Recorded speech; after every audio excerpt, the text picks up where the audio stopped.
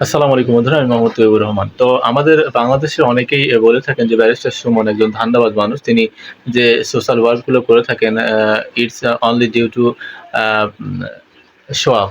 তো এই কথাগুলো যারা বলে থাকেন তারা আসলে আ আমি ধরে নিলাম যে ব্যারিস্টার সুমন যে কাজগুলো করে থাকেন সেটা only for due to a show off.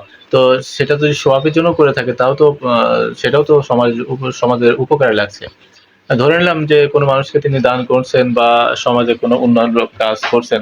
তো সেটা মিডিয়ার সামনে তিনি প্রচার করছেন। তো সেটা তো আগে কাজগুলো করছেন তারপরে প্রচার করছেন। তো সেটাও তো সেই কাজগুলো তো সমাজের উন্নয়নের একটা চিত্র।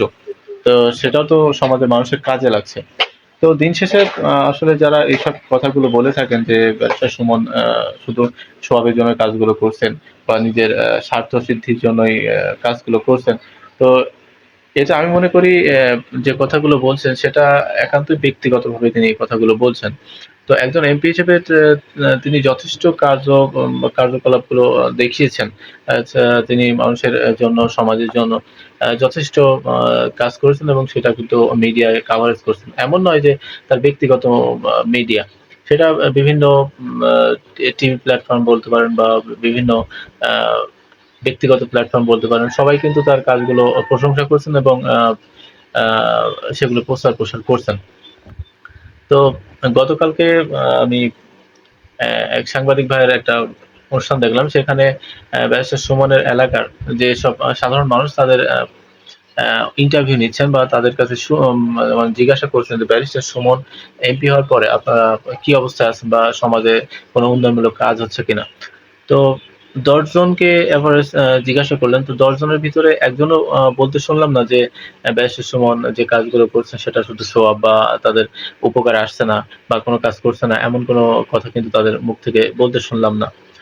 তো এই যে আমাদের সমাজ বলেন, আমাদের দেশ বলেন কিছু সংখ্যক মানুষ যারা বলে থাকেন যে ব্যারিস্টার সুমন আ এমপি হওয়ার পরে কোন কাজ করছে না। যতবার কাজ করছেন সেটা অনলি মানুষ দেখানো। তো এটা আমি মনে করি তার ব্যক্তিগতভাবেই বলা। তো তিনি সমাজে কিছু মানুষ থাকে না যারা দেখা যাচ্ছে তিনি যদি বিএনপি করে থাকেন, আওয়ামী লীগ যত ভালো কাজই করুক, তিনি আওয়ামী লীগের কিন্তু দোষারোপ করে যান। আবার তিনি যদি আওয়ামী লীগ করে থাকেন, বিএনপির আমলে বিএনপি যদি ভালো কাজ করে থাকেন, তো সেই কাজগুলোকে তিনি কিন্তু নেগেটিভলি দেখেন এবং তিনি কিন্তু তার সমালোচনা করেন। তো এমন কিছু লোক থাকে আ সমাজে যে যারা শুধুমাত্র মানুষের আ আ সমালোচনা করতে পছন্দ করেন। তো এই সকল মানুষগুলোই কিন্তু ব্যারিস্টার সুমন সম্পর্কে এইসব কথাগুলো বলছেন।